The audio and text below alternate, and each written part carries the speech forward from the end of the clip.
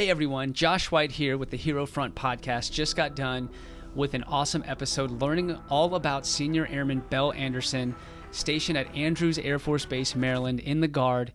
She doubles as an NDI inspector and works in the, wait for it, best career field in the Air Force, Base Honor Guard, where she does military funerals and also does the scheduling behind the scenes. We get to learn her Air Force story, hear her thoughts on leadership, good and bad. We learn about her thoughts on resiliency, never giving up. Just to paint a picture of what kind of airmen we're talking about here, back in 2017, when Puerto Rico was struck with disaster, she helped raise 100,000 pounds of donations to send to Puerto Rico, and she did it by just inspiring others. She's full of optimism. I get fired up reading her post, reading her journey. If you'd like to learn a little bit more about Belle Anderson, please follow her on Instagram. That's where she kind of tells her story the most. Her Instagram handle is life_es_Belle, BELLE. Without further ado, this is the HeroFront podcast, Senior Airman Belle Anderson. All right, what's up, everyone? My name is Josh White. I'm here with one of the earliest episodes here on the HeroFront podcast, and I have an awesome guest today. Her name is Senior Airman Belle Anderson from Andrews Air Force Base. She's in the Guard over there. So happy to have you on here. And the reason that I asked you to be on here, by the way, and I didn't tell you that in our pre-interview here, but I asked you to be on here because the positivity that you have is unreal. Like, even if I'm having a bad day and I see your posts, like, I get hyped when I see your posts. Like, because it seems like you're just speaking from the heart when you put these messages out there. And so I really appreciated that. I saw the retirement ceremony. When you were honor guard, you folded the flag for the command chief. And I thought that was just a beautiful ceremony. It was at the Air Force Memorial. And I was like, this airman is very special, and I had to have you on here. And so I'm going to put you through what I call the Hero's Gauntlet, where I ask you a few questions that are kind of fun just to get to know you. And I'm totally stealing this from the Shadows podcast and the Llama Lounge. So if you're a fan of my podcast, definitely check those out. All right, Belle. So first question here. What is your spirit animal? That's a good one. I think, I don't even know what would be my spirit animal? I would think it's a dolphin. A dolphin? I thought you were going to say dog because you love dogs. Yes, I do have a lot of dogs at my house. I do take them in and I do help take care of them. It's mostly my guardsmen. They go on leave and then they don't have a place to take their dogs. So I just say, hey, I have a house in the backyard, bring them here and I'll take care of them while you're gone for 1 week. And that's just being there for one another as an airman, and being part of an organization. But it would be a dolphin. It would be, I feel like my spirit animal would be a dolphin. I love the ocean. I think they have a lot of space to be free. And that just seems to be me, always trying to escalate to something new and try something new. And I think they're very happy and friendly, and that seems to be like my personality as well. They're social. So if it was to be my spirit animal, I would pick a dolphin. I love that. My daughter and my son, we just took them to a spot here in Florida where they got to see a dolphin show, and my daughter was just screaming. Like, it just blew her little mind. So that's great. Amazing. I love that answer. Okay, next question. I know you're an avid reader, which is great because, the new phrase is, or maybe it's not even new, it's new to me, leaders are readers or readers are leaders, one or the other. You get what I'm saying. Your favorite book. I love asking people who love to read, especially, that post about books, and they're always talking about what they're reading, what your favorite book is. What do you recommend? Wow. So I read way too many books. I read a lot of books in my classes, and I read a lot of books about self-improvement. If I could give you my favorite book, it would be The 7 Habits of Highly Effective People. And I think that's a great book to start off with, and just developing that mindset. Whatever mindset you currently have may not be working for you. You may want something more. And there's always been someone that's done it before you. So why not learn from the best? And that's why there's books out there, because someone has already overcome that problem. So if you feel like you are stuck, then pick up a book. And I would start off with that one. So that would be my favorite book. Nice. I love that book as well. Mhm. What do you think about when you're driving alone in your car? What is my next move? I am planning and I'm scheming to see how I'm gonna help out the next person that needs it. Oh, I love that. Okay. And the last question, and this is kind of more personal just because I know you a little bit from your post online. Where does your positivity come from? Because that drive, that fire, not everyone has that, you know? Um, and you know, with you, I've noticed you're very consistent about it. You speak from the heart. Like, where does that come from? How do you generate that kind of positivity? I think in the world that we live in today, and we don't have to go in too deep into that conversation because we all watch the news.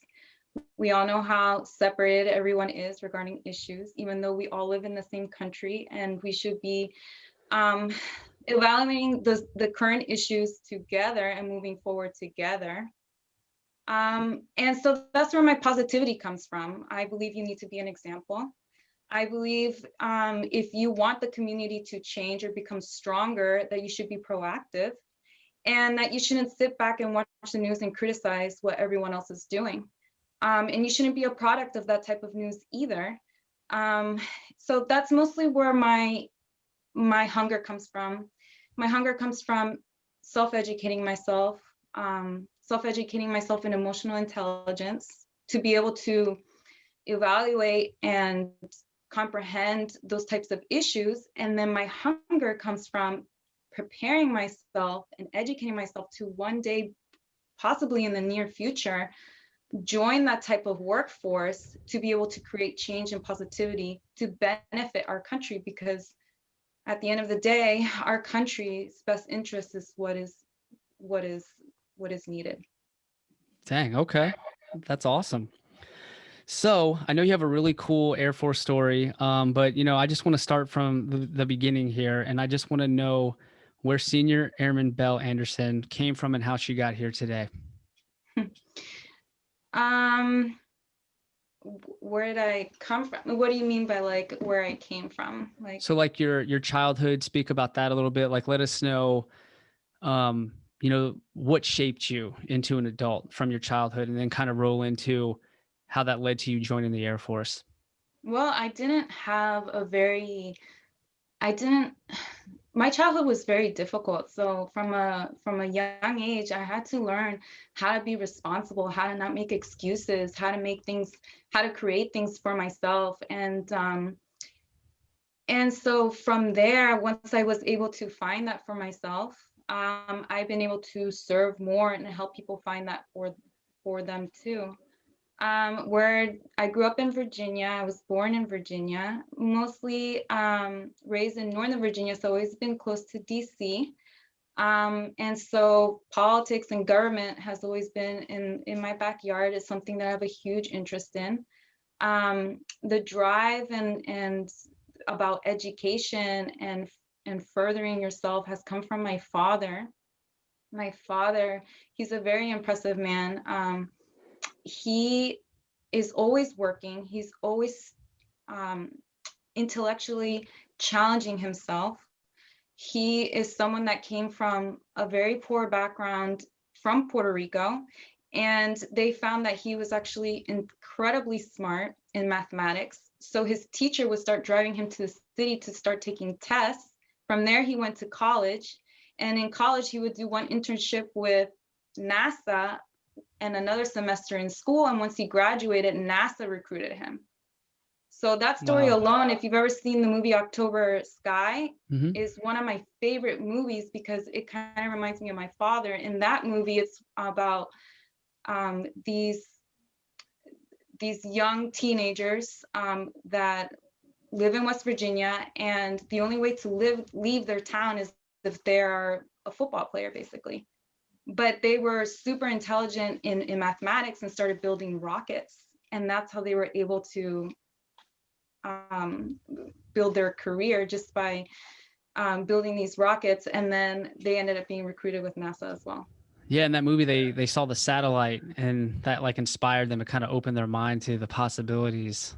And I love that movie, and my family does, because I was born in West Virginia. That's where my dad is from, and so we always, really love that movie. So that's awesome. Your dad was super intelligent, from what I read about him, and it seems like he's a huge role model for you. Is that true? Yeah, he is. So I want to hear about how you ended up joining the Air Force. Like, what was the moment that it clicked for you? And then you said, you know what, I'm going to do this. And how did you get here?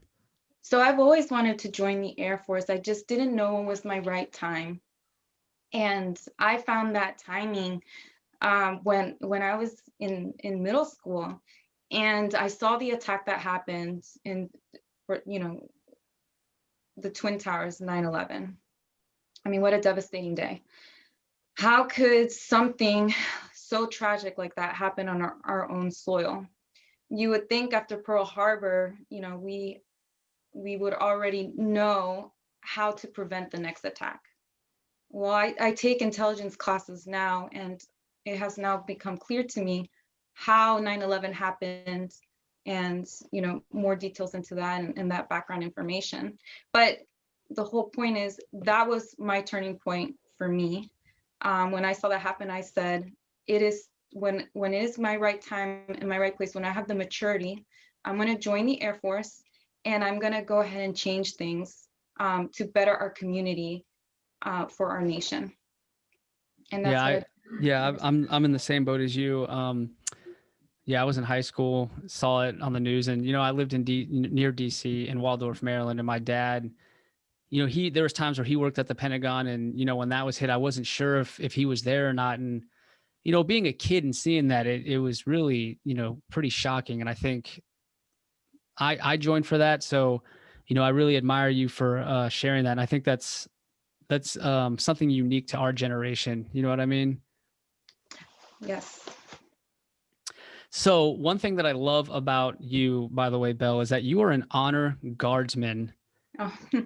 My favorite career field in the entire Air Force. And so I really admire that about you too. And so you're in the Honor Guard, but you're also in the Guard as an NDI inspector. Can you speak about that a little bit on what each one of those are? Sure. So my original AFSC is I'm on non-destructive inspection. Like I mentioned with my father, I mean, he always had me working in the garage with him. I was like his assistant. So even though I'm very, very good at administrative work and reading and writing and typing and all that stuff that you need to do for office work, I like to also get my hands dirty. So I said when I joined the Air Force, I wanted to be around the greatest planes in the world. So I had to work around with the airplanes, and choosing my job, non-destructive inspection, allows me to do that.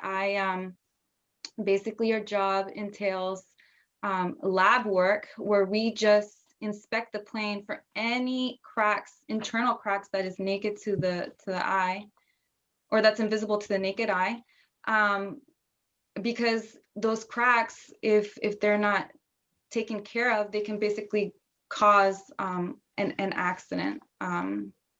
So we do it through several types of inspections. We can do it through X-ray. We also evaluate the oil. We burn it just to make sure that there isn't certain elements that is burning inside the engine that would need repair. We also do it through liquid penetrant, which is super cool because we look through everything in a black light. And we are basically the nurses of the plane. I mean, we check your oil, which is like take the blood, and we do the X-rays to check, any broken bones. So that's basically what I do for the F-16s for non-destructive inspection. And then with Honor Guard, I've been doing Honor Guard since tech school. I've been doing Honor Guard. It's just something about being an Air Force member and providing the customs and courtesies to prior members that have basically created and changed history for you to be where you are today. And That's so beautiful. how else to honor them than by doing Honor Guard? And so with that type of mindset, I started training with Honor Guard in tech school, I would bring down the flag at the Naval Air Station in Pensacola, Florida, which was for my tech school, and we would do reveille and bring down the flag. From there, it just went up. I started working again with the color guard once I came back to my base after tech school. And then I fought my way through until they said yes to me to go into base honor guard and be on active duty orders. And I learned the job. I learned how to do funerals, ceremonies for retirees and for vets. If you're familiar, there are different ceremonies for the both. We still did do some color guard events for them, for the base and for the Pentagon. And little by little, my skills just ended up being handy in the office. So at this point right now, I have escalated to being an assistant program manager. So I am helping or verifying information that we receive from funeral directors. I dispatch the guard members. We update them with the information of the date, time, and location of where these funerals are. And I just basically organize leaves and requests and appointments and scheduling wise. And I'm also in charge of, after these guardsmen, they meet 60 missions, they are able to qualify to get an achievement medal. So I also process those. I know all about that life. Holy cow. I've written, I don't know, 120 plus achievement medals. So if, those who are listening, she's talking about the military funeral honors, doing base honor guard. And what you don't see and what most people don't realize is that half the battle is scheduling. It's working with the funeral directors. It's getting your team to the right place at the right time. And oftentimes the travel itself is more complicated and takes longer than the funeral. So there's a lot that goes behind the scenes. So whenever you see an honor guardsman at a funeral, just know there was an insane amount of behind the scenes work to make that happen. So I definitely appreciate you doing that. I had Staff Sergeant Amanda McConnell, Sergeant Jeremy Rutherford. Those were the full-time reservists that I hired. They helped me with the scheduling and they just did an awesome job at it. And I couldn't do it. Like I told you earlier, I had to find someone that could do it. And so I know it's super, super duper difficult. So I'm really proud of you for doing that. I think it's really cool. And it's the best job in the entire world, in my opinion. It really is. And the day when my 3-year tour is over, I'm gonna really miss it. Yeah. When my tour was over, I was I was straight up depressed for a while. I missed the camaraderie. I never felt such a deep purpose like that. It was the highlight of my career, best 2 years of my career. And yeah, I really, really, truly miss it. So enjoy every minute of it.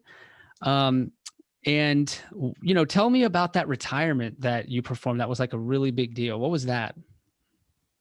So the retirement ceremony was for the Air National Guard Chief Master Sergeant Ron Anderson. And believe me, I was nervous. I know you were. If you can't tell in that video, every single ceremony is very different. There's different obstacles that you have to overcome there, no matter how much training you have, and you always have to adjust. And it was being filmed live. Now how we know that we're living in these times, it's coronavirus times, there's no time to edit. Whatever mistakes happen, they're there visible, and over 3,000 people are watching you at the same time. So we were selected by him. The 113th color guard is all volunteer basis, and we just have a bigger we just have this drive in order to provide this honor to people who are well deserving. So it's not like we're on orders. We volunteer. We were picked, or we were asked, and we provided the service. And I mean, there was a lot of high visibility on there, high visibility people. And I had to walk up there and pretend that I wasn't nervous. And sure, I folded a flag like a million times, but even then, just every single step, just making sure that I'm only stepping with my left foot, that every single crease is precise, that I'm meeting every single time that I need to fold the flag at the right boundary and fold it with the correct amount of material. And I was nervous every single step of the way, and I was able to complete it. And then of course you do the full dress at the end, and you're always thinking in your head, don't drop it, don't drop it, don't. But yeah, I completed it and handed it off, and it was very professional, and he was very appreciative. He gave me a coin and he wrote me a letter, and he even personally came and thanked us. And Oh, wow. so I'm glad that I was able to meet a leader, because he's a great leader as well himself, and he's always recommending books. So of course when I met him, I asked him, sir, what is a book that you recommend to me, the next book to read? Because he actually, I attended one of his briefings, and he actually recommended the book Start With Why. And so I have it in front of me right now. I bought it. And the one that he recommended to me that day was Emotional Intelligence. So go get that book too. No, that's really good recommendations. And he's an awesome guy. I added him on Facebook. And me being from Maryland, we actually had a lot of mutual friends, but he's been posting leadership videos, and I got to get him on this podcast. I mean, he is the real deal. He is awesome. So yeah. I'm so proud of you for doing that. I thought that was so awesome. I know how nerve-wracking that is. It was live. There's an audience. I tell Airmen, if you can do Honor Guard, you can do anything. There's nothing that even compares to the pressure when you're holding that flag. So it's definitely getting out of your comfort zone. It's growing. It's serving others. It has everything about it, grows you as an individual. And it's not easy. And I think that's part of the experience. So that was really awesome for me to see. I want to talk to you about leadership now. How has that impacted your career? What's your views on that? I think it's like one of the biggest topics that is circulating in the Air Force right now.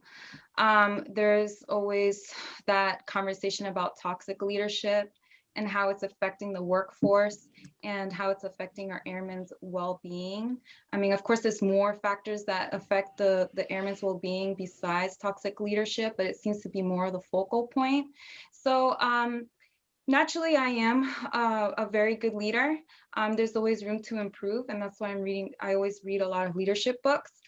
But when it comes to leadership for me, I don't like to lecture on how to be a good leader. I like to provide the example. So if I'm answering a phone call from my airmen at 3 o'clock in the morning because they forgot a uniform and they need to go into my locker and borrow mine, I answer the phone. If I need to put everything to the side to listen to one of my airmen's well-being because they're not doing well and they're going through something hard in their personal life that they're unable to overcome, I definitely make the time to listen to them fully. I give them all the time of day needed in order for us to figure out how we can help them. Another part of being a leader is be approachable. That's the biggest one. You can't have airmen that think that you're too busy for them, that you're angry, or overwhelmed. They need to be able to feel that they can approach you at any time so that you know exactly what's going on in your shop. Because if you don't know, you won't be able to run it successfully. And that comes with a lot of hard work. You need to get to know your airmen inside out, and being approachable allows you to do that. You need to know their likes, you need to know their dislikes, you need to know how they receive communication, and you also have to know how they like to communicate, and you have to adjust. And you have to know that for each and every individual person. And that's a lot of work and a lot of memorizing. But if you have the skill and the mindset to do it, believe me, you would be able to run a successful program. And one that has a very family-oriented type of environment where everyone is helping each other out. So if you provide that example, sure enough, they start learning from you, because believe it or not, airmen are eager to learn as well. And they look at these leadership positions in order for them to adapt and implement those same quality and skills that you are showing them. So I think that's a big topic. And I'm really glad that you highlighted that in this podcast. So have you ever dealt with toxic leadership? We had dealt with toxic leadership, and actually that is one of the leadership that I learned a lot about myself, because toxic leadership is an interesting environment. What happens first is the toxic leadership, other people start adapting those same type of characteristics, because it's the only thing that is being given attention to and being recognized. Because it's how they survive too, right? Like they're afraid, and if their leader is treating people like dirt, now in their head they're like, well, either I can stand up for these airmen and this leader come after me, or I can side with this leader and adapt their toxic traits and I'll be safe. So I feel like part of it's like a survival mechanism too. And that's exactly what was happening in my shop. And it was very realistic to see, because we read about toxic leadership all the time, but I never thought or imagined it would one day I would be living through it too. And even though, as much as you try to take care of your airman's well-being, this person comes in and just completely sucks out the energy anyway. So no matter how much positivity one person gives, this person just comes in and just swallows it all. And then there I am trying to face it and overcome it. And just one person can't do it. It has to be a team effort. So I did see a lot of my airmen, their moods change. They were being burnt out. And at one point I was afraid of how it was going to affect the mission. We were working long hours. Every day was something different. We didn't know what was going on. We didn't know. It was like being on eggshells. We didn't know if that person was going to be in a good mood or in a bad mood. And it could change from 1 hour to the next. And working that way was very difficult. And actually, I learned a lot from that experience too. I learned how it was to have toxic leadership. That person ended up being removed from the position because they obviously weren't best fit for it. But I'm actually still have a friendship with this person. And what I've noticed is that they just lacked mentorship, that they weren't ready for the position. It wasn't so much that he was a bad person. He had a good vision and he wanted to accomplish things in regards to that vision for the shop, but he just didn't have the skills to do it. And I grew as a person because I thought about him in a certain way, like, oh, this person, is toxic, he's unhealthy, I need to stay away from him, I don't want anything to do with him. But later on, I wanted to kind of avoid him, but I was like, let's see, let's see how this person is doing. Let's see why they're reaching out. And I actually learned a lot from this person too, that, they are a good person. They just did not have the skill set to do that job at that time. So right. I learned a lot from that too. Yeah, everyone's going to be in that position at one point or another. I was in that position when I took over Honor Guard, and I was scared, and I had a choice to make. How was I going to approach this? And I think if you're afraid and you're not equipped, it can be real scary. And in my own personal experience, I just, I asked for help straight up. I asked for help. I admitted what I knew and what I didn't know, because carrying that, oh, I know it all burden, wasn't going to work. So I'm glad that you learned from that. I think we can all learn what not to do and what to do, right? Like you kind of need both examples. You need to see both. So that's a story that you're going to always carry with you. You can share it with your airmen. And I think it's great that you know them personally too. So the behind the scenes, what drives that person and what's going on in their head. That's really valuable information, especially for an airman. Did you ever have a chance to work with a great example? Yes, we currently have an amazing SUIC, and I'm going to put him on blast. And he is very family oriented. He really sees you as an individual. He really cares about your concerns, your frustrations, whatever adversity you're going through. Exactly like I mentioned before, and a good leader, he's very approachable. He drops everything to listen to the airmen. He provides very good mentorship. And he has been an amazing example to learn from, because I also need that too. I also need someone to look up to and see where my skills can advance to the next level to be able to move up and help more people, right? So he has been an amazing mentor and leader. And he has also been connecting me and networking out so that I can grow my mindset and learn from other people as well. Who is this person? His name is Master Sergeant Lakeith Manson. Oh, nice. Hey, you had to give him a shout out, right? I had to hear who I this guy had to is. give him a shout out. Yes, he really cares about your well-being, and he's always giving us positivity in the group chat, in person. He's always firing us up, and everyone respects him. And he has really changed the environment of our program. So one person can make a difference, it looks like. One person. All we need is one good leader, and they can definitely make the difference. Yes. That's awesome. How about going into resiliency? What's your thoughts on that? Because that's a big topic in today's Air Force. One more thing about Master Sergeant Manson. Oh, yeah, let's hear it. His quality and his character. He never takes all the credit for himself. He says he's only as good as his airmen. So he never will take credit for being, an exemplary and amazing leader. He always say he had one of the best support systems in order for him to be able to do his job. Dang, he sounds like a smart guy. Amazing. Yeah, so going back to resiliency. That's a big buzzword in the Air Force today. Resilient. I've heard that word more, the past year than I've heard the rest of the years combined. And it is a big deal because before COVID, the focus was on suicide prevention. That's still an issue and we're still focused on it. Unfortunately, we had to deal with COVID on top of that. And so resiliency now more than ever, being there for each other, fostering those relationships, that is more important now in our lives than it ever has been before. What do you do? Like how as an airman and in a leadership position, what's your thoughts on resiliency and how do you incorporate that in your life and your airman's life? Resiliency is something you can't run away from. Is the biggest factor of it. You have to learn to overcome, to not give up. There is going to be obstacles in your way. That doesn't mean you can't achieve your goal. That just means you have to plan around it. You don't want to stay down for too long because then you'll be missing out on a lot of opportunities. And you may just be one hardship away from a breakthrough.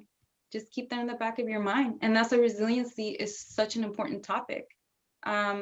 And I think one of my biggest resiliency obstacles or challenges that I go through mentally and physically are deployments. Wow, just preparing for it and getting ready for it mentally and all the fears and the anxieties. And I get excited. I'm like, this is something where I'm going to grow more as a person in my character. And then once you're there, it's a different story. You're scared. You don't know what's next. But once you're there, you start learning the process and your job and the environment. And then you're like, hey, you know what? I can actually do this. It's not so scary as you think.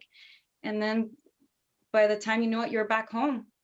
God willing, of course, if you make it home. And then you come home and you're like, I really did that and I really accomplished that. So I think one of the biggest challenges and where I grow the most in resiliency is in deployments. Wow, that's awesome. That's something that it sounds like you could carry on into your personal life. When you get home, you can look back at that experience and say, if I went through that, then I can get through pretty much anything. So I think that's awesome. Are those any lessons that like you pass on to your daughter? Well, believe it or not, she's come across a lot of hardships herself. Me being a single mom, it's not like I could always be there being a mom 24/7 for her. I'm not a stay-at-home mom, I'm a working mom. And so she had to learn to be independent and do some things on her own. And she really has. Right now, she goes to a military boarding school. I look up to her, believe it or not. She may look up to me, but I look up to her. At her age, as a teenager, she's already been flying planes for a year. And her plan is to become an astronaut. And so we're hopeful she joins the Air Force Academy to join the Space Force, and that we see her up there in the ISS one day doing research and helping our humanity advance in space. I love that. Your kiddo is just getting after it, flying airplanes and wants to be an astronaut. Like that is awesome. I think she has a great role model. I think you're doing a phenomenal job. I see how proud of her that you are, and I see the awesome things that she's doing. So I think y'all are just killing it. I think you're just a great example. You're a great example for a single mother in the military and how to raise a child the right way. So I look up to you for that. I mean, I have a 3-year-old and a 1-year-old. Like, I need to look at people like you and see what you're doing right, so that I can Well, adopt I'm some not of that. perfect. I'll tell you that. I'm not perfect, but overcoming those adversities is what helps you build your character. And sure enough, being a single mom for me and my daughters, they've definitely had to overcome adversity and build some thick skin through that. So, you know, I hope that my story, more than anything, of course, you don't really share your personal story, or at least you're not supposed to, is what I've been taught, until you make it and you're successful. And to me, yes, I've accomplished some successes, but I am meant for more.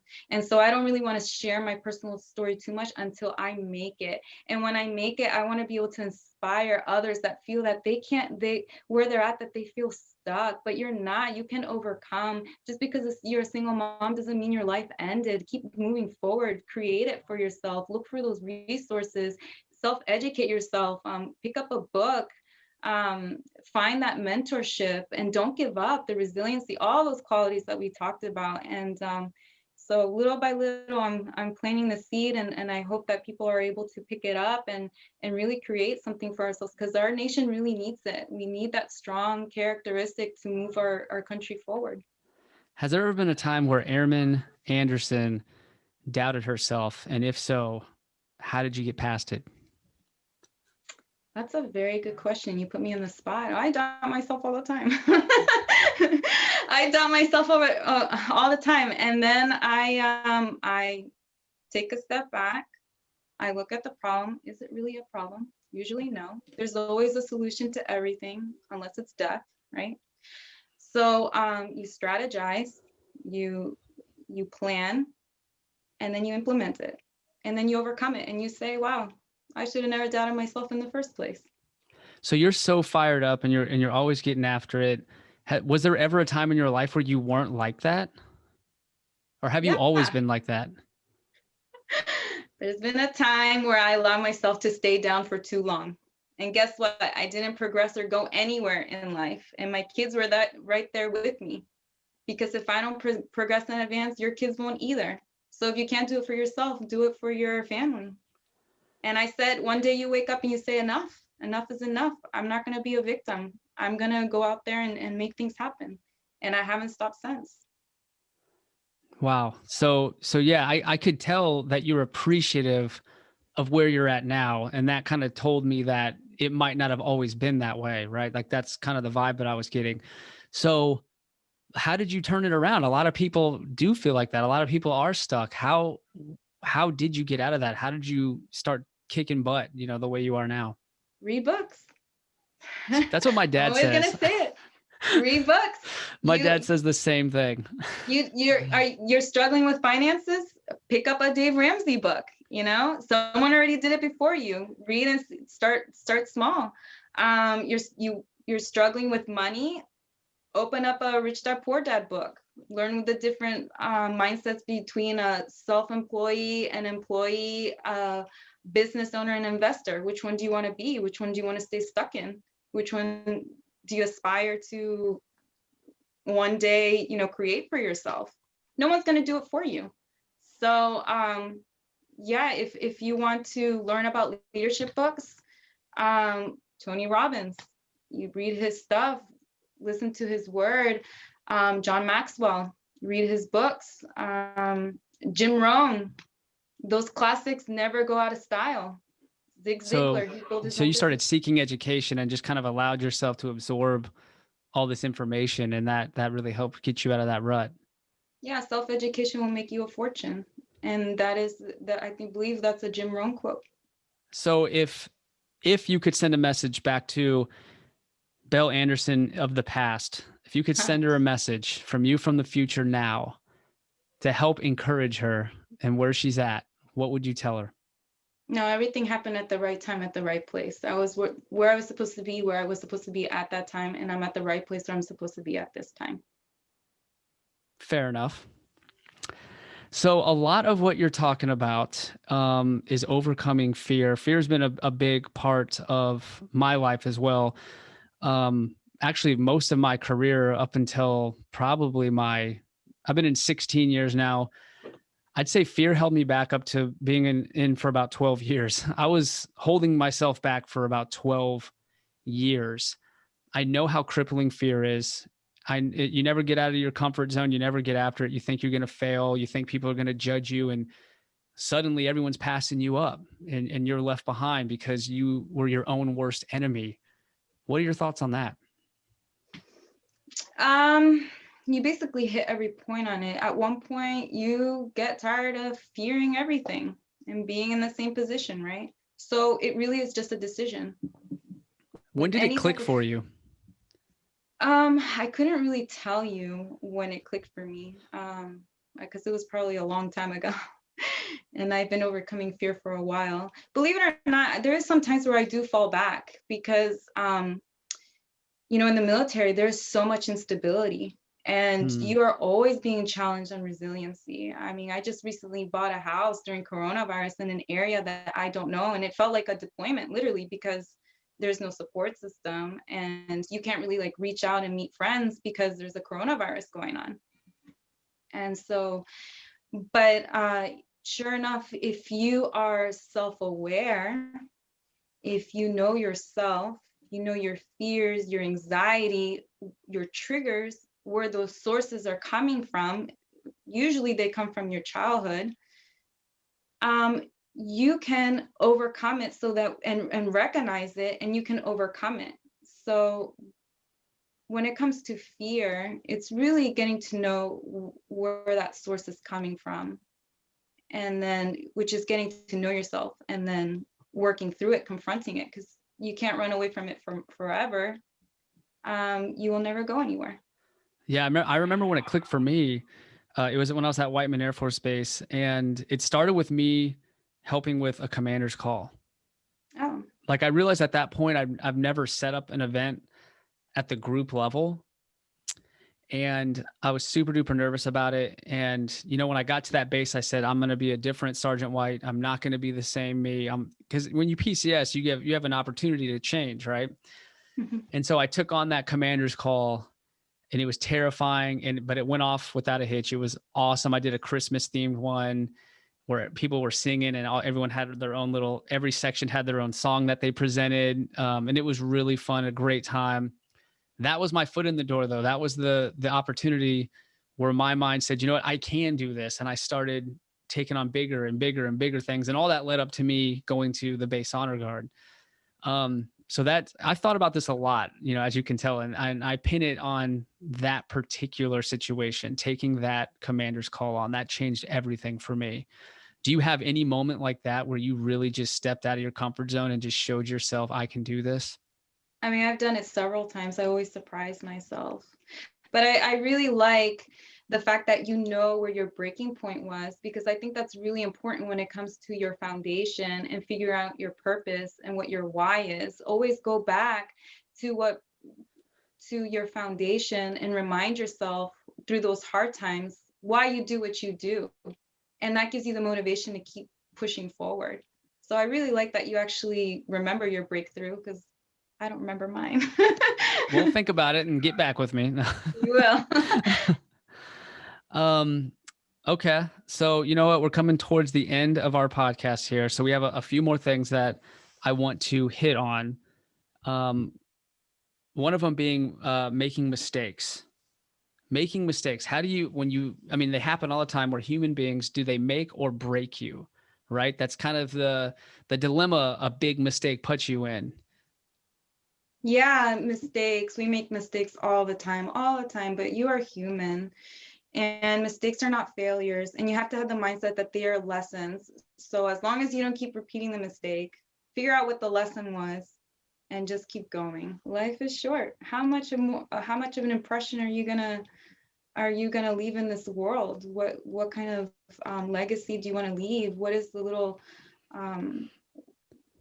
what is your impact gonna be? I mean, we've had amazing leaders worldwide that we can look up to. You know, it can come from athletes, it can come from people, leadership in our government, spiritual leaders, and each of them were able to leave a legacy and change people's lives for the better, even for the negative. But let's focus on the positive ones. So which kind of impression do you want to leave for the world? I mean, do you really want to contribute to make it a better place? I mean, is that your purpose? And if it is, where? So I notice you think really big picture.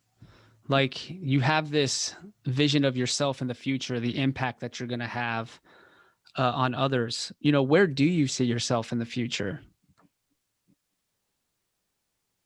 I see myself maybe a director of an agency, a 3-letter agency, maybe even director of FEMA, because I did help out with some hurricane relief and humanitarian aid in 2017. Somewhere in DC. But a big part of what you're going for is you want to help inspire others. Yes. Right? That's something I definitely notice. One thing that you put here on a sheet that I had you fill out and that really caught my attention was unleash the hero in you and find your why. I just thought that was cool. Unleash the hero in you. Yes. That's basically finding your purpose. That? I'm not even sure. Somewhere in reading the books, I guess. So what does unleashing the hero in you look like? Being selfless and serving. And you get to do that every day. Wearing this uniform, most definitely. Okay, so coming towards the end here, I want to get your Instagram on the radar. I want to hear about what you've created, why you've created it, and what we can expect going forward. Yes. So my Instagram is basically talking about all those different aspects of inspiring and motivating people to just get out of their comfort zone and giving them a little bit of information to motivate them. So it's about anything that I've learned about my experience and my journey, new things that I'm looking into, things that have worked for me. I want to be able to inspire others to build a career. I'm in the middle of building it, and I've accomplished a lot of things already just based on the books that I've read. So it is my Instagram, my place to share that knowledge with the world. What better place to do it than on an international social platform to reach out to a lot of followers and be able to help them in that manner. So I'm doing it through pictures and through words. So it is called, you can follow me, send me the request. It's life_es_Belle. And it just basically means life is beautiful in French, in Spanish, and in English. It's just mix and match. Oh, that's awesome. Yeah. Yeah, I was wondering where you got that name. That's really cool. No, I love what you're posting on there. I've been following it really closely. And, you know, I love that you're a woman empowering woman. You're a Latina empowering Latinos, that you're always trying to learn something new. So I think, you know, as an airman in the Air Force and what you're putting out there, the positivity has just been awesome.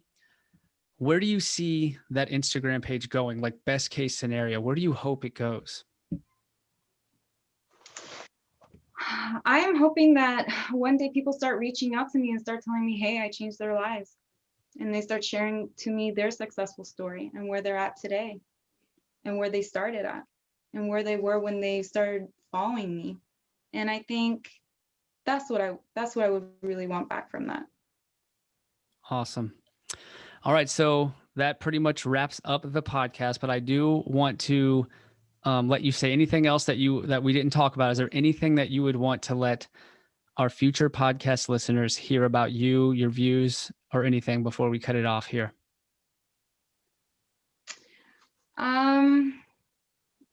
Basically, not necessarily, just I hope that they learned a lot from, you know, what I have to say. I hope you interview me in the near future in like a year to see where I'm at. I'm sure I have new things and new things to share. Yeah. And we can use this podcast as a place of where I started. Yeah, and so I would love for this podcast, the Hero podcast, your podcast, to just grow with me, I'm excited to see where you would be at too. And I'm sure that would be super cool to be able to compare. Yeah, definitely. And people to see where you're at, where you're going, and, you know, you're putting it out there that you want to help people. And I think that's really awesome too. We need more, you know, leaders to be selfless, you know, to be a senior airman in the Air Force and the Honor Guard. And how many times you mentioned being there for airmen, being selfless. I thought that was really awesome. I'm super proud of you. I'm proud to serve with you. And I want to thank you so much for taking this time to do this podcast. Let's mark the calendar. We're going to do this in a year. We're going to see where you're at. And that should be a really awesome talk as well. So I just want to tell you, thank you so much for spending time with me today. I appreciate it. Thank you for having me. Of course. All right, y'all. That was the HeroFront podcast, one of our first episodes with Senior Airman Belle Anderson, and we are signing off.